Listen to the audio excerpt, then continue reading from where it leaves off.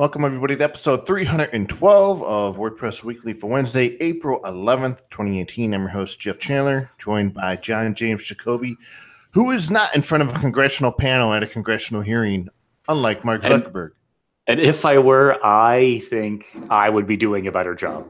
I think I would be doing a better job if I was Mark or if I was Congress. If I was a Congress person, I think I would be doing a better job at asking questions and not congratulating him and everything else. Holy crap. Hi, everyone. Hi, Jeff. How are you?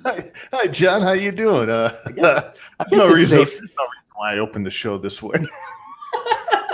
Yeah, I guess it's safe to say I'm a little bit excited about the congressional hearing. I mean, it's not WordPress related, but I saw it was like 5 hours yesterday, I think. I don't know if it's still at the congressional, still getting grilled, but I've read a lot of commentary on Twitter about it where Me too. a lot of people were making fun of, well, here's a young kid in tech who has a billion-dollar business and he's trying to explain it to old people. But there's also the commentary of, well, the rest of the world doesn't know how this works either. So but that's the obvious stuff, right? Like the stuff that makes the headlines with all this is the obvious stuff, like the booster seat thing is total crap, actually, because if you look at any of the photos of Mark sitting in that chair, the chair looks like the world's most uncomfortable chair. It's naturally, no one wants anyone sitting in that chair to feel real comfortable about what's going on. Someone even pointed out that, like, oh, he might be wearing a bulletproof vest. And then someone else says it's just a posture thing. Like Mark Jakewith and I were just talking about like how like good of an idea it would be to have a posture like alignment, like a spinal alignment postures. What do you call them? There's a name for them. I can't think of what the name is. A back brace. Just like how having a good posture. I mean, that's why we have Squatty Potty. Gives you great posture for when you poo. Yes, that is exactly why everyone should have a Squatty Potty. But those are the things that make the news, that make the rounds, that everybody obsesses about. What has nothing to do with the actual conversation that's going on at the time, which is part of what makes me the most excited about it or scared about it, is that I should stop generalizing about all this. Long story short is that even though it's not a WordPress specific thing, it does indirectly impact WordPress folks quite a bit, because Facebook is a good example of a lot of the things that we started off really enjoying about publishing to the web. And Facebook solved a lot of problems by connecting people and all the ways that Facebook has connected people. And there's like no doubt that Facebook has improved some people's lives in ways that no other thing could, right? People cry for help. People get help on Facebook. These are things that have happened. There are success stories all over the place. But boy, is it not a real good platform, like everyone has been saying for a really long time. But people call you a tinfoil hat wearing fool for saying like, oh, Facebook, and they're mining your data, and if you're not paying for it, then you're the product. Yep. And then everyone counteracts that with saying, like, you're crazy, you have nothing to worry about, or everybody has your information anyways. But like, no, like that's such complacency and apathy, and it doesn't solve the problem. It just straw man argues away all the points. I don't know. It's really something else I saw that I thought was interesting was someone went through some of their recent patent filings that Facebook issued. Oh yeah, I saw that too. Yeah, so some of the things they filed patents for. I mean, and really they're just ideas. They're in the patent process. Doesn't mean they're going to get them. It just means they've applied for them, and they got to go through the whole spiel of discovering the whole process that involves. But some of those things, the intent there. I was just really surprised at the number of congressmen and women that seemed unprepared, uneducated, and then like the number of congressmen and women who start off their 4 minutes by congratulating Mark Zuckerberg on his success, giving him like success stories about their family members using it and seeing all their relatives post photos and saying like, my grandkids would be mad at me if I didn't say hello for them. Like what this is idiocracy, the way that Mike Judge like predicted that all this was going to be. It's so embarrassing that elected officials would spend any of their 4 minutes making someone who is in front of them in a congressional hearing feel better about all of the reasons why they're having this hearing. It like proves to me that they honestly just have either literally no idea what they're talking about, or that they are so in debt to Facebook as a platform for the career politician that they are, that they can't say anything bad about Mark or Facebook, because that is how they got voted in the first place, is using that platform and all of the benefits that folks that are able to leverage it have been able to provide them. Like, it just seems so obvious. Like, I hope that smarter people than the folks that are in Congress are watching and can go, oh, you didn't ask any questions. You didn't ask any questions. Oh, you congratulated them. You congratulated them. To the points you're making, how, I mean, they joke around and talk about old people, but how does the generational aspect and the age aspect play into, I mean, most of the people in Congress are, and they're probably over 50. Well, and that's, I thought about that too. I think that's like the obvious thing again, though. And I mean, what if you had a bunch of Congress people that were, I don't know, millennials in their 20s or 30s? I think it'd be a whole different thing. It would be a different conversation, I think, for sure. But maybe not. If all of these folks are our age, are assuming that age itself isn't the problem. It is experience with the technology. Somebody's going to write in and say, I'm talking about ageism or something. Right. And so that's why I want to clarify that it's not the age that is the problem. It is the technological gap that has happened between 30 years or 20 years or 10 years. So much has changed. And so if when I'm 70 years old that someone wants to ask me my opinion about what has happened in 30 years, I guarantee you I won't have a very topographical, accurate answer. However, and I will share one local success story, is our chief of police where I live retired at 60 years old. And he did a pretty outstanding job. He's well respected in the community. And when he gave us his resignation and asked for his retirement, he said, I can't hang with people that are younger than me. I can't chase down people. I can't sit that long. I can't stand that long. I am not the chief of police that your municipality needs anymore. And that is exactly what I would expect. This is no country for old men. But if you're not able to perform the job the way that you expect for someone in that position to be able to fulfill that role, then you have to step down. You have to leave. The right thing to do is to move on. And I respected him a lot for that. And I have lost some respect for congressmen and women that I didn't even really know I didn't have in the first place. It doesn't mean that they're not great people for other reasons or other ways, but this is the time that I needed them, and I'm extremely disappointed by the results. And I don't think that I'm alone in that. And so what happens with the Facebook? And I guess what do we do about it now? What do we do about it now? What happens next? We let the GDPR handle Facebook. I don't know. I mean, that's going to help a ton in theory, but we don't really know what happens to our data the same way that we really don't know what happens to anything. It's all This is the thing that bothered me when I went to public school was it's one thing to learn history. It's another thing to have a conversation with me about how you know that this is true.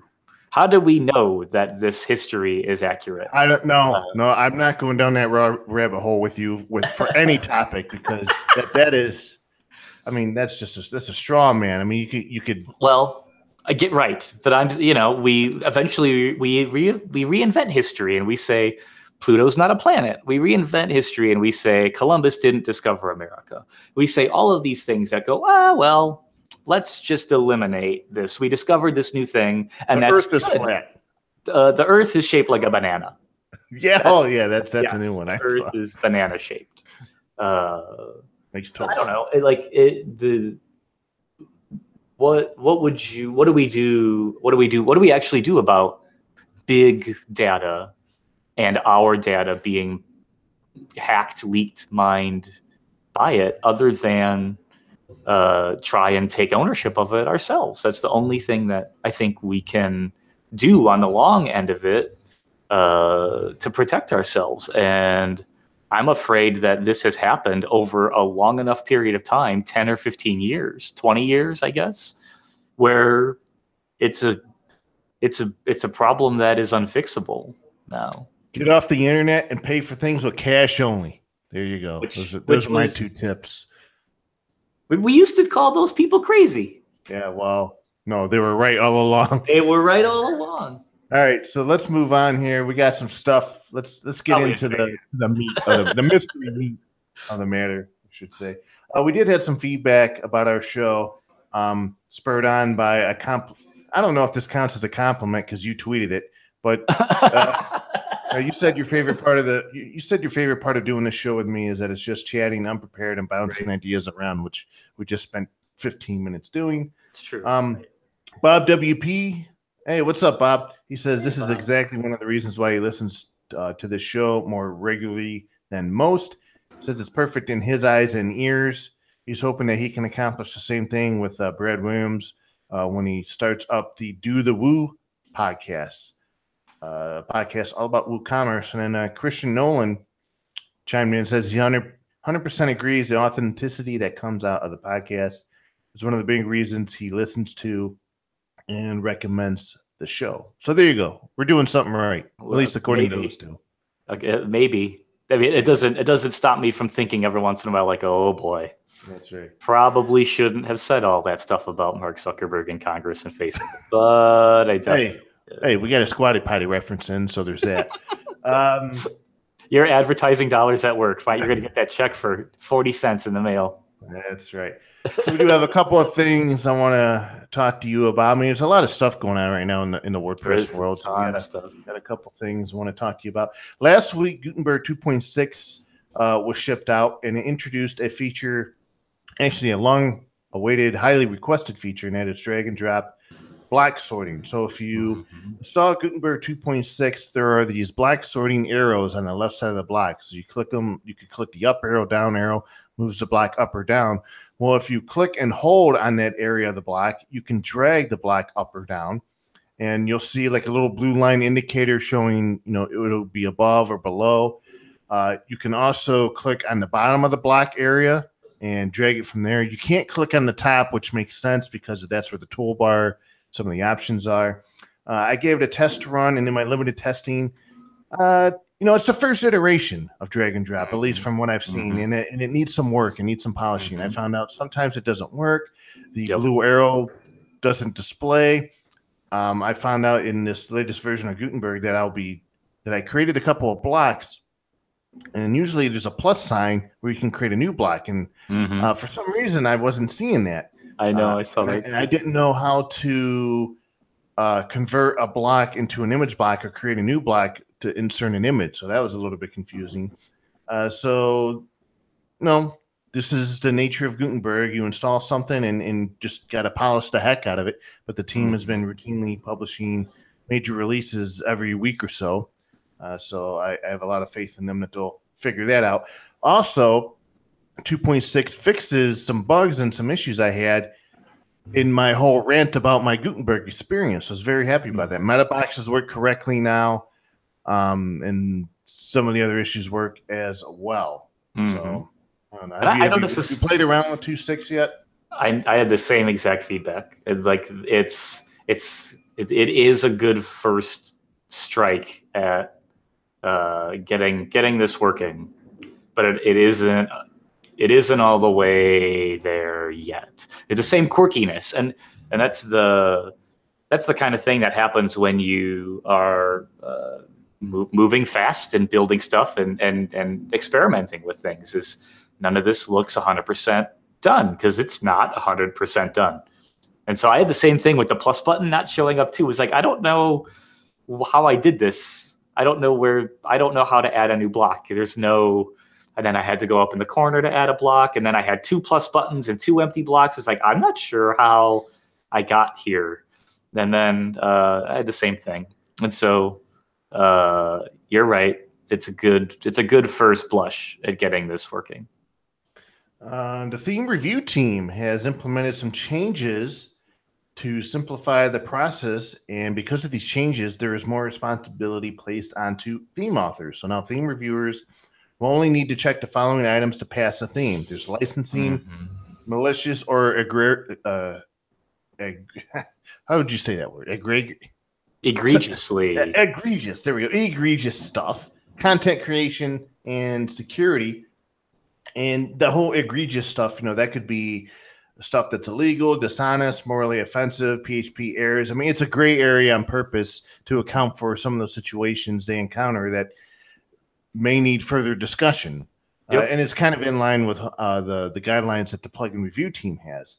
Yep. So even though the bar has been to pass the theme is significantly lower, theme authors are still expected to follow the required and recommended requirements listed in the theme handbook.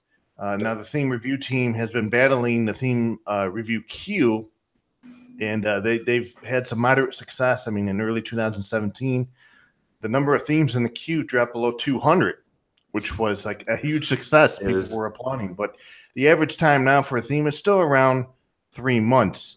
And there's not as many. There's only a handful of people on the theme review team that are volunteering and actively doing these reviews. So the hope is that. Right. Oops, no cough button. But after the themes go live, moderators will periodically spot check the theme, make sure they're adhering to the requirements and guidelines. If they're not, of course, the theme author will be requested to make those changes. And if they continue not to make those changes, the theme could be possibly suspended from the repo until those changes are made.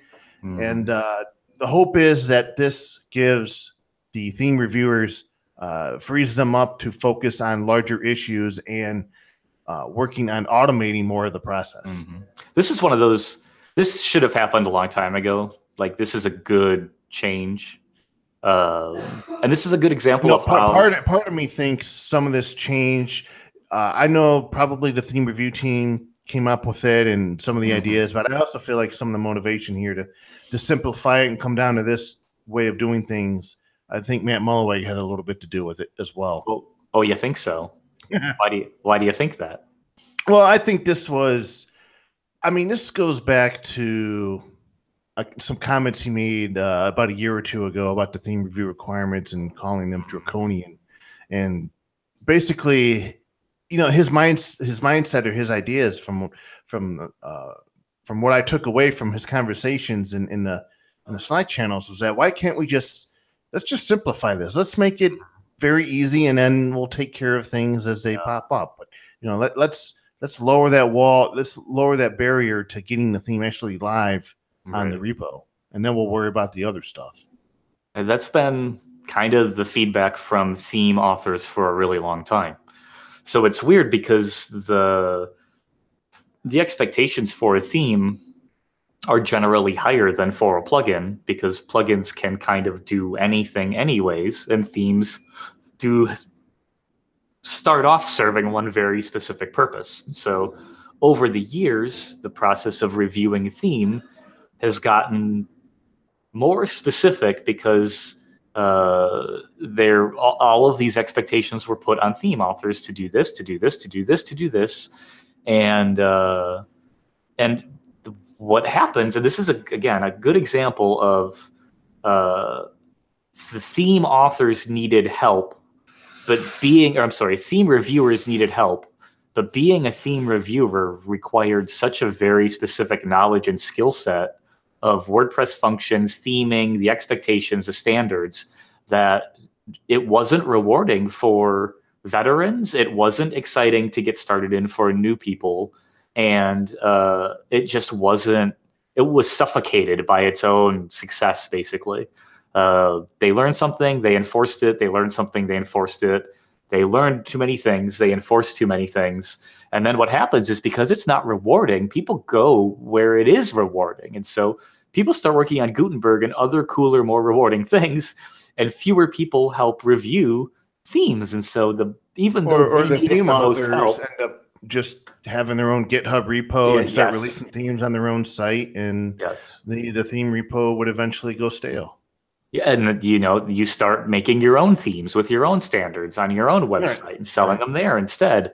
So these are good opportunities for people too who want to go off on their own and do their own thing. So what happens now, right? Like, now that it's easier in theory to get a theme on WordPress.org, what do you think we'll see? Do you think we'll see more bare bones free themes on WordPress.org and then more premium themes again for upgrades, the same way that we have with plugins right now? You end up with a good base level plugin, and then you have an add-on store that has upgrades. Do we start doing that? Do we go down that road, or is it more to get the backlog done, and then in 10 years we're going to suffocate it again and feel the crunch?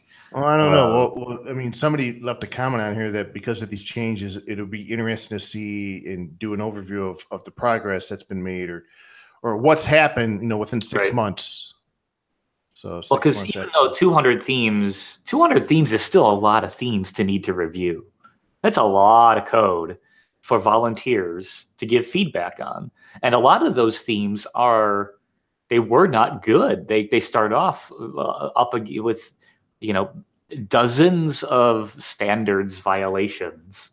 And then there's conversations that happen back and forth that are sort of subjective between a reviewer and between a theme author.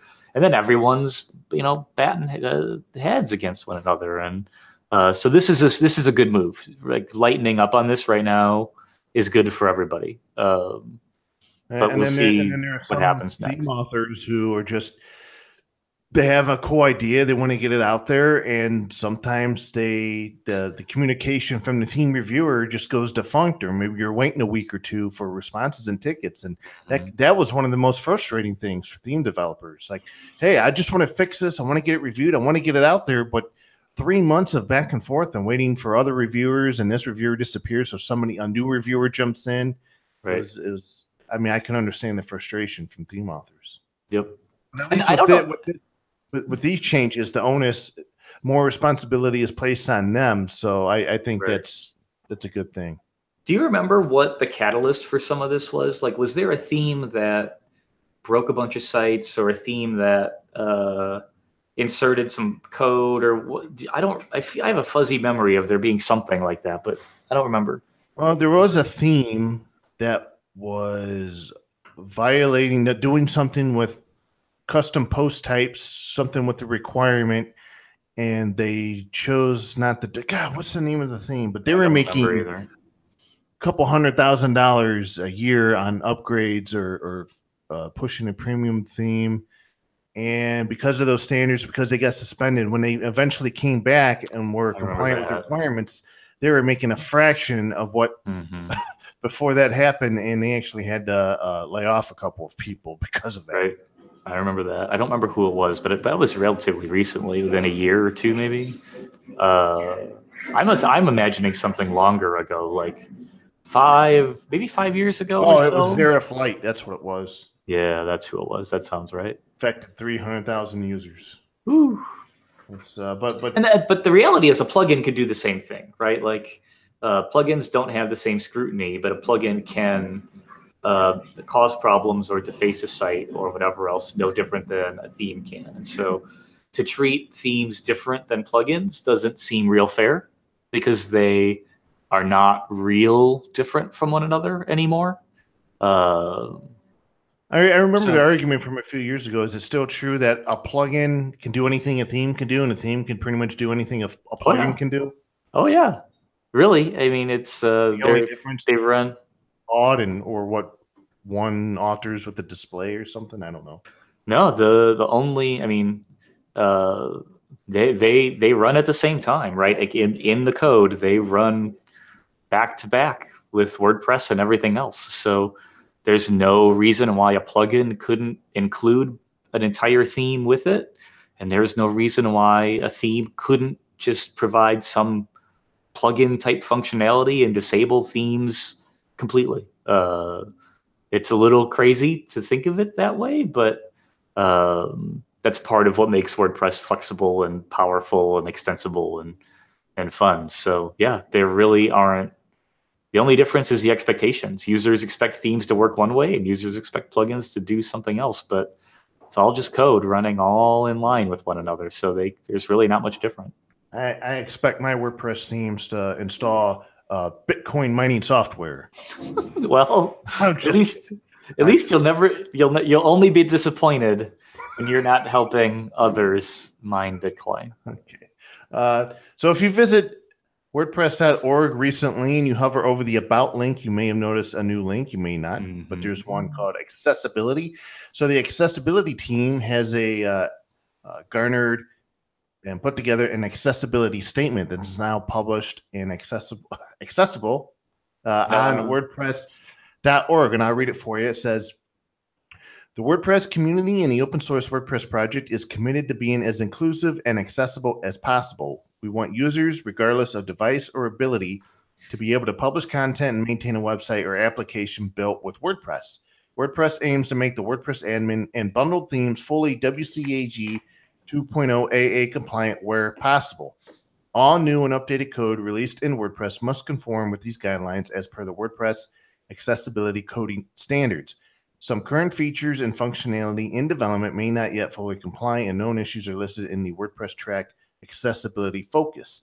While the WordPress project cannot guarantee that all themes are compliant, the accessibility ready themes have been checked by the theme review team to ensure that these themes pass their basic accessibility requirements. And then below that, there are links to resources about the accessibility team, best practices, the handbook, and how to report accessibility issues.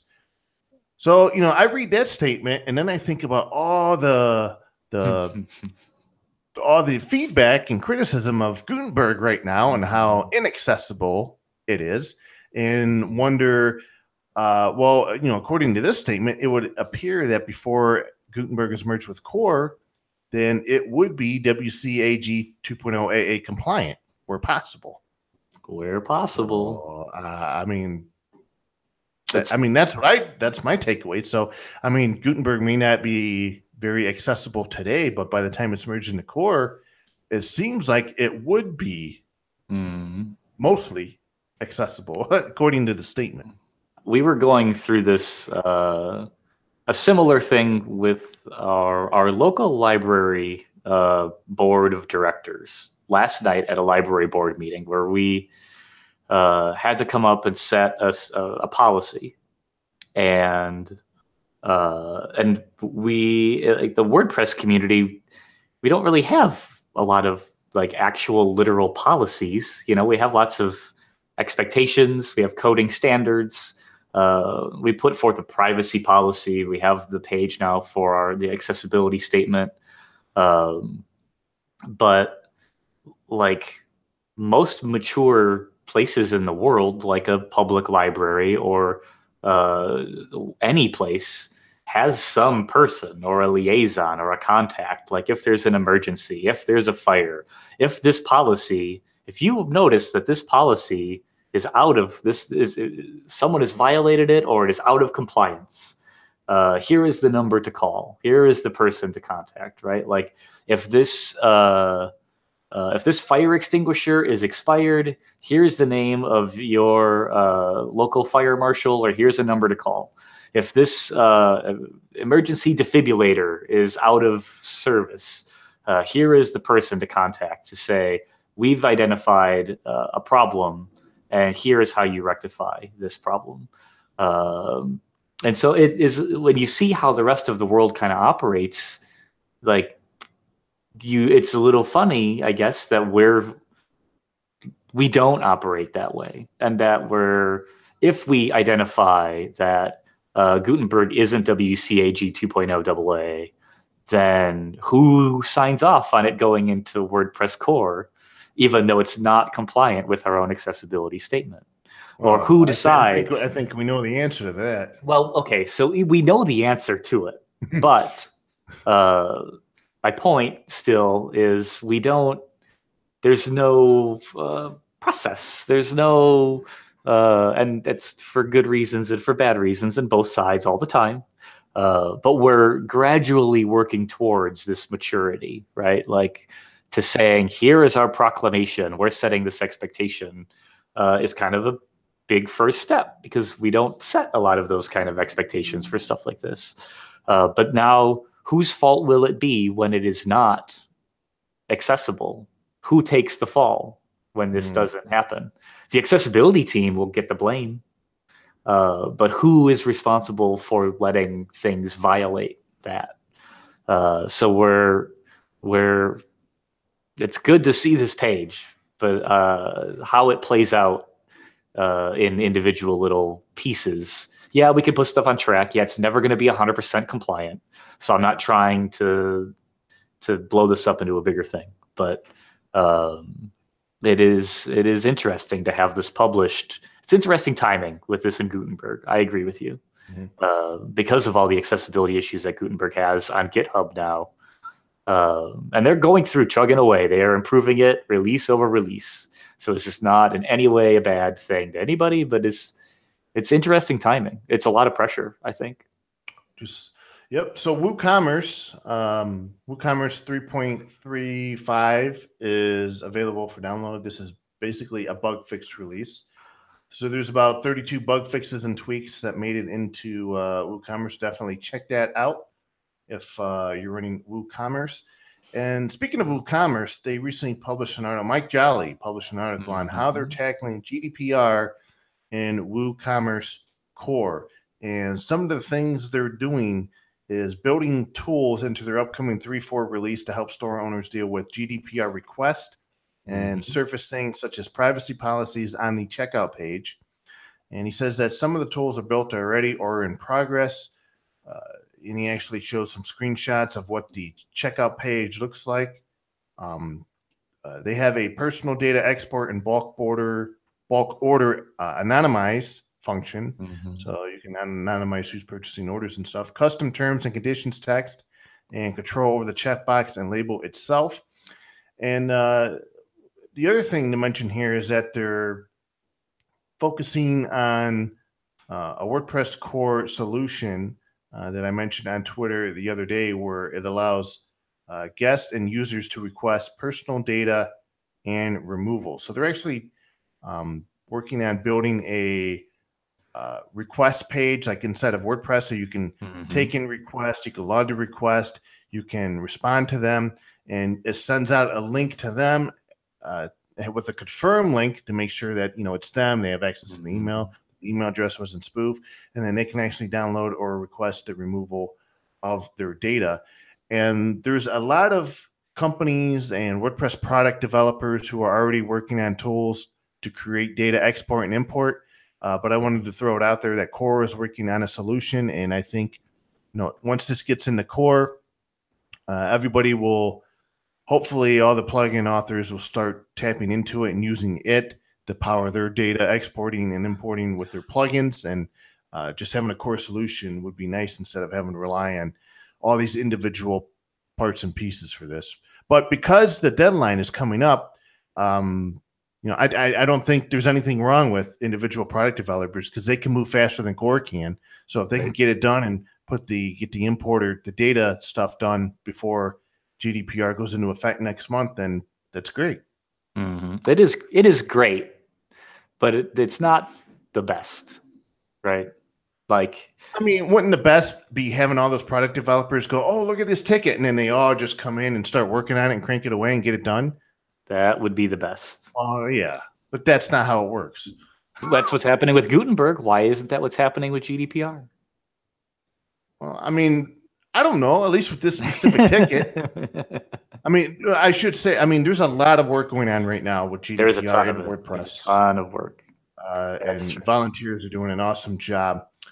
That And is like the weekly shout out to the GDPR compliance Slack channel because it's super hugely active. There is a ton of movement and progress going on in that channel from everyone in all directions, including Heather, who is on the show, Andrew Oz from Automatic, and a million other folks are in there all the time talking about what and how to do this stuff. Speaking of Heather Burns, we're gonna between now and May 25th, we're gonna have her back on the show to outline everything that's going on within WordPress. The one thing about this post that I like, I mean, aside from all of it's fine. I wish that they didn't have to do this on their own. Then no different than I wish that Chris Klasowski, working on EDD at Sandhills, is also working on a lot of stuff kind of on his own.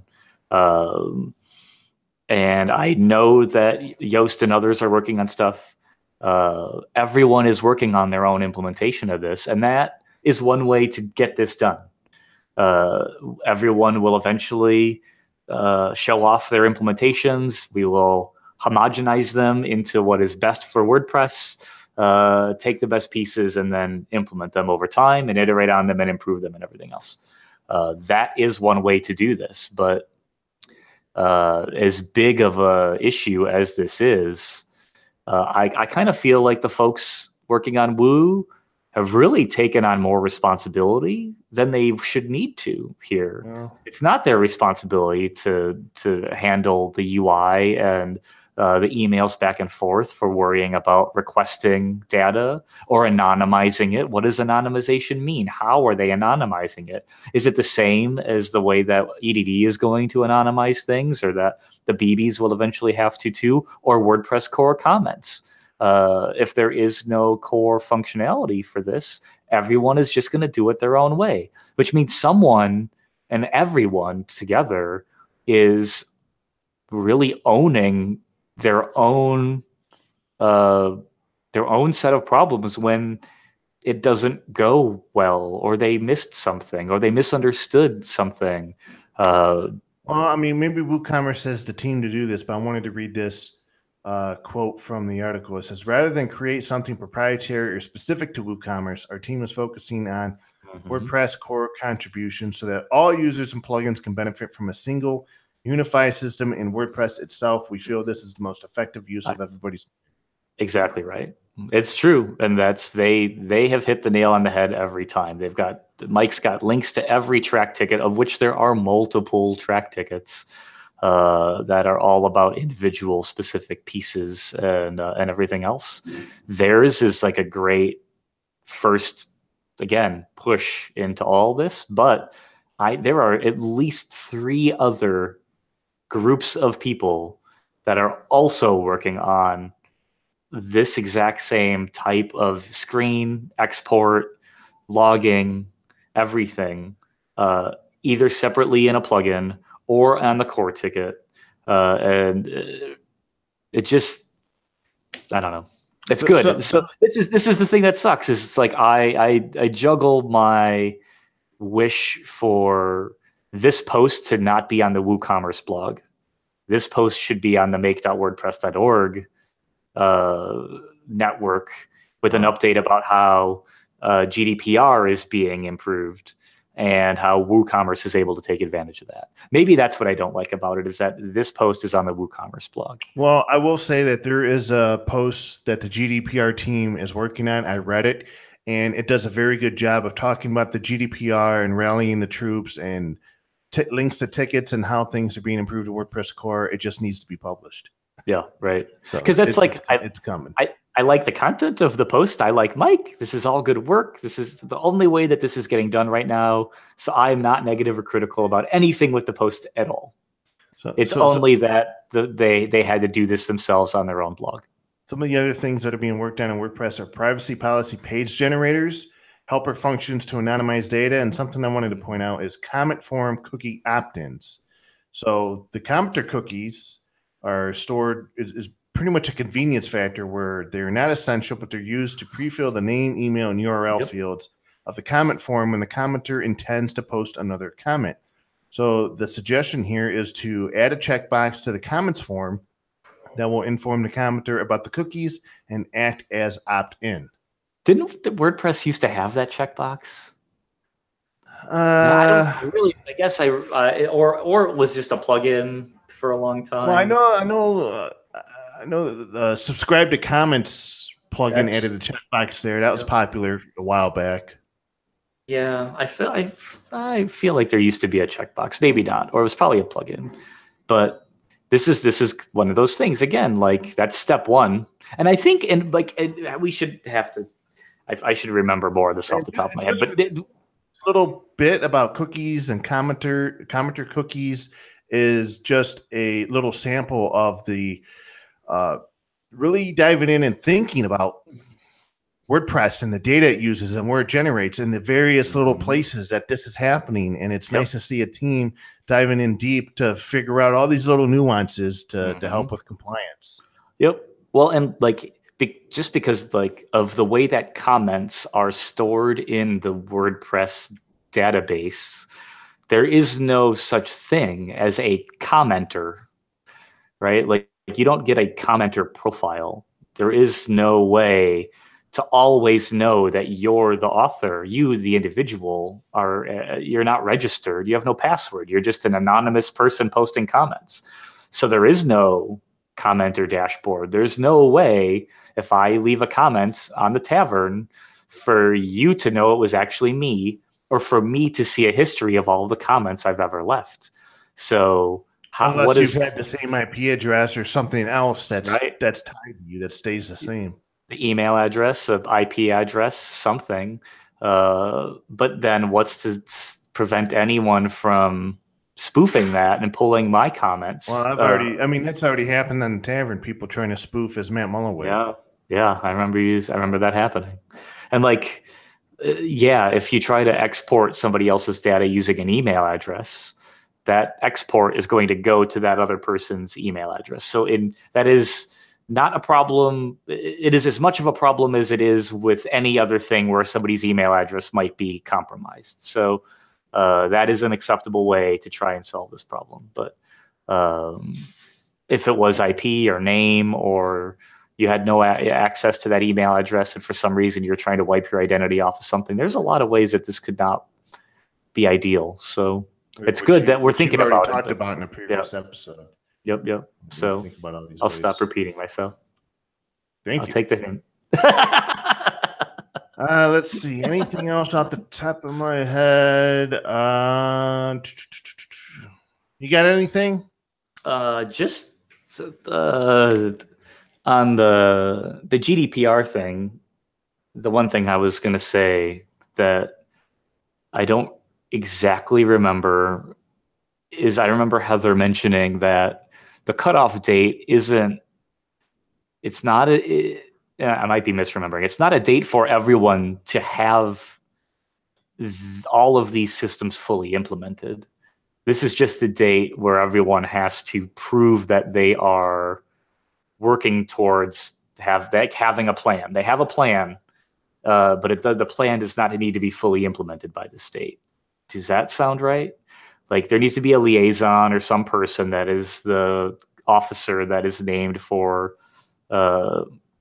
compliance with GDPR. There needs to be proof of a plan in place, but that the implementation details don't need to be. Well, I don't know. I mean, the main website says enforcement date 25th of May 2018, at which time those organizations in non-compliance may face heavy fines. Yeah, that sounds to me like you better have everything up and going by May 25th, or sure does sound that way. Bingo. Yep. Huh. So, well, let's get to our picks of the week. I'll give you some time. I'll let you figure one out. You stole mine, so. Oh, come on! No, I didn't. Really?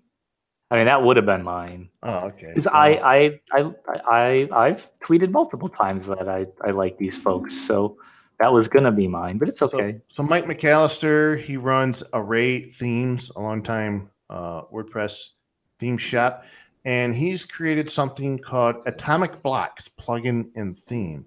So he's really embraced Gutenberg, and he's created a handful of blocks, which are called atomic blocks. Things like drop cap. You could do images, things that deal with the content, and he's also created a theme. And of course, the blocks tie in great with the WordPress theme, as it should. And you can actually download the Atomic Blocks plugin from the WordPress.org repo if you just search for Atomic Blocks. And it comes with testimonials, inline notice, accordion, customizable button, spacer and divider, author profile, and drop cap. Those are all blocks that you can use. And one of the things I like about this is it's one plugin, and you don't have to install a separate plugin for each one of these blocks. Yep, right. So that's pretty nice. I was thinking about earlier, before the show, I'm like, we've had all these arguments. There have been arguments made in the past about the number of plugins people use on their site. And if every block becomes a plugin, we could just throw that number out of the water, because now people are going to have 20, 30, 40, 50 plugins on their site as a regular thing, because maybe each plugin is a block. They want to add a bunch of blocks. But to be able to see that you can add or have all these different blocks accessible just within one plugin, that's a good sign for me. Yep. And it will go both ways. There will be plugins that have 20 blocks, and there will be plugins that just focus on doing one block really well. We'll see all of them. Maybe it just starts off as a theme where, okay, we got one block. We'll start off with one block, and each plugin update, we'll add another block. We'll add another block, and pretty soon we have one plugin with 100 blocks. Well, and that's the problem, right? And that's that the blocks aren't portable. It's the same problem that we have with shortcodes and plugins, is that themes will implement blocks, and the blocks are not portable across themes. But that will happen too, right? Like, we haven't solved any of the logistical problems that we know we have with plugins and themes in WordPress. We are only building a better editor. And so the John and Mike have both done all the time with array themes. That was one of the things I've said about them before that I really like about the way that they write code, and that they split this up, is that their themes, their base themes, are good. They're pretty. They are great themes by themselves. And then they have a separate plugin that is the array themes plugin that comes with testimonials and support for this and that and other Jetpack things and whatever else. The theme is the theme, and then the plugin adds all the cool stuff that doesn't belong in a theme. And I like that they do that, because that is harder to do. It's risky because some folks will not install that plugin. They'll install the theme, not go the extra step of installing the plugin, think the theme sucks, and they will lose users because of that little bit of confusion. But in the long tail is that they get to write better themes and kind of do it the right way, which for them is a better long-term strategy for all this. And so the same thing with this. This is why this is going to be my pick, is that this is the exact same model. They built their Gutenberg blocks in one plugin. Those blocks they will work on any Gutenberg site as much as a Gutenberg block can. They also wrote a theme that shows off how to best implement the blocks that they've built. And so you don't have to use their theme. But if you want to use their blocks, you do have to use their plugin. It really covers all bases really, really nicely. Even though it's extra work, even though they risk confusing users, it's the best way to do this, I think, hands down. One of the things that confused me about the blocks that are in Atomic Blocks plugin is the drop cap, because I'm like, I swear this is a drop cap is a default feature in Gutenberg, and I just checked, and it is. But maybe it's the way, I guess you could have a drop cap block and style it differently. So the drop cap will look differently, and maybe that's what it is. Or maybe they built their own before there was one in Gutenberg, and now you don't know. And that's what will eventually happen too, is some block will be so good and obvious that Gutenberg and Core will just absorb it because it's that good. And then, you end up with the same sort of way that Microsoft and Apple absorb all these really cool apps. We have to create a new focus on track called blocks or something. I don't know. I'm surprised there isn't one. There might be one yet, already. Yeah. Who knows? Yeah. Who knows? I haven't checked. So there you go. Check it out. It's Atomic Blocks on WordPress.org. We'll have a link to the introduction post on atomicblocks.com. And they're going to actually work on publishing documentation and other blocks on that website. And so I just like the name too, Atomic Blocks. I do too. The atomic part really is a homage, or it's like a shout out to the basis, the idea of the block content format in and of itself. So it is very clever. I thought so too. I liked it. So I have a pick of the week, but it's not a WordPress related pick of the week. I'm going off topic. I'm going off the grid again. All right. So my pick of the week is a different open source piece of software called Phaser. Phaser.io is their website. And it is a desktop and mobile HTML5 game framework for building sprite-based games in a canvas using WebGL if you want to. And it's a small, simple library that gives you all the structure and all the drawing tools and APIs and things that you need to preload assets, a physics engine, sprites, grouping, worlds, levels, animation, particle effects, cameras, lighting, sound. It does all of that. And you get this kind of relatively simple web-based game engine on GitHub for free. I mean, it's really cool. I played around with it for a little bit because, in a past life, I really wanted to build video games and like video games and would like to try and tinker with playing around again. And so searched the web for what was out there. And there are lots of other bigger, better, more popular frameworks for building games and cross-platform and everything else. But Phaser, to me, seems to be like the one that feels the nicest. They've got plugins, lots of examples, resources, a whole learning part on their site to educate people on how to use Phaser. It really is another community out in the world that has a bunch of passionate developers contributing to it.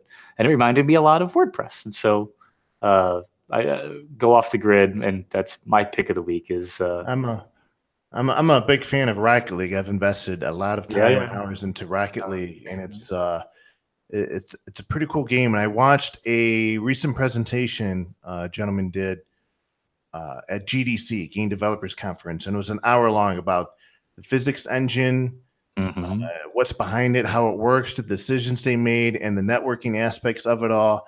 And it really opened my eyes to understanding, why does the ball rubber band? Why does this happen? Why does that happen? And when he explains all the things that are going on with frames and running physics this time and all the corrections that are having to be done and authoritative servers and all these other aspects that go into it, I'm like, wow, it's pretty interesting to learn how the game you enjoy playing so much has been developed, because it really makes you understand how things work a lot better. Yep. And I really like video games for using video games for kind of WordPress related metaphors and watching videos with developers. I haven't noticed.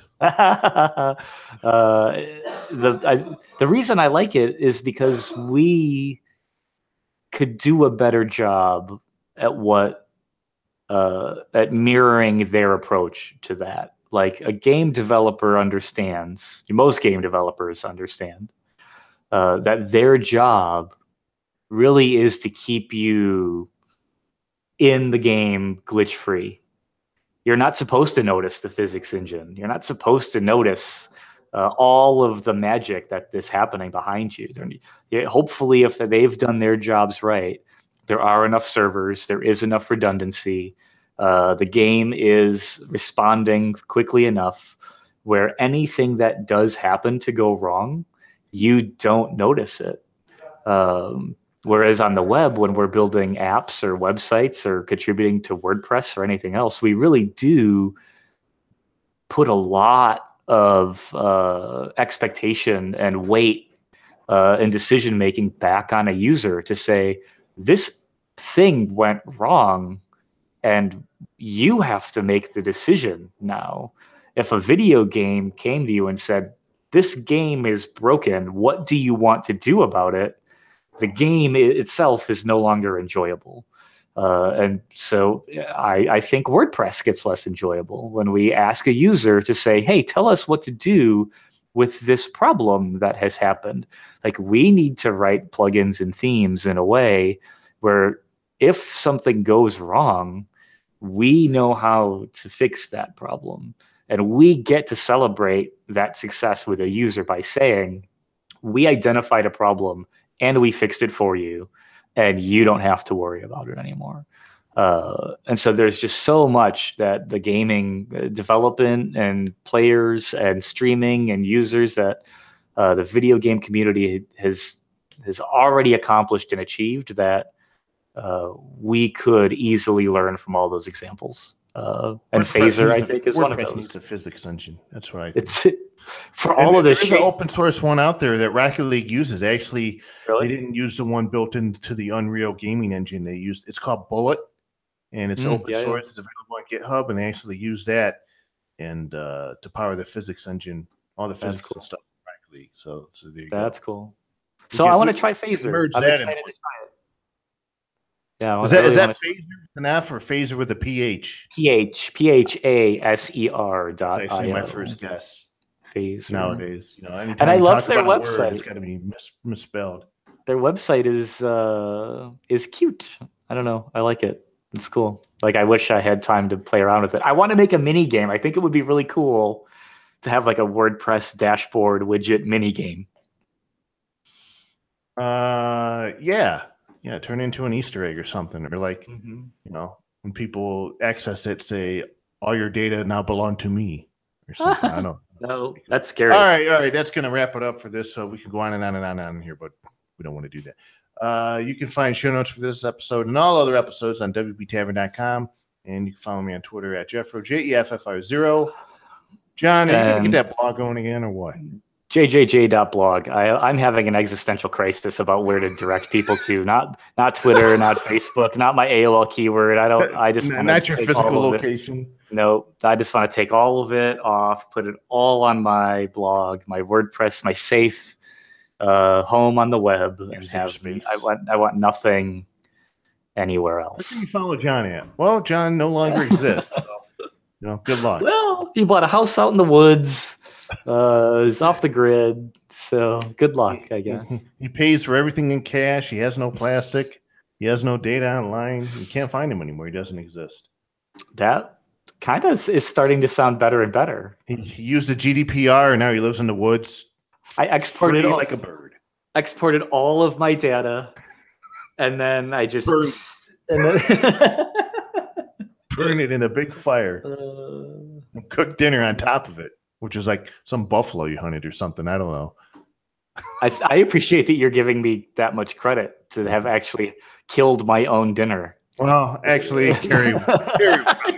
Carrie would, yeah, that's all right. True. So let's wrap it up here. Everybody enjoy the rest of your week. We'll talk to you again next Wednesday afternoon for more WordPress goodness. So long, everybody.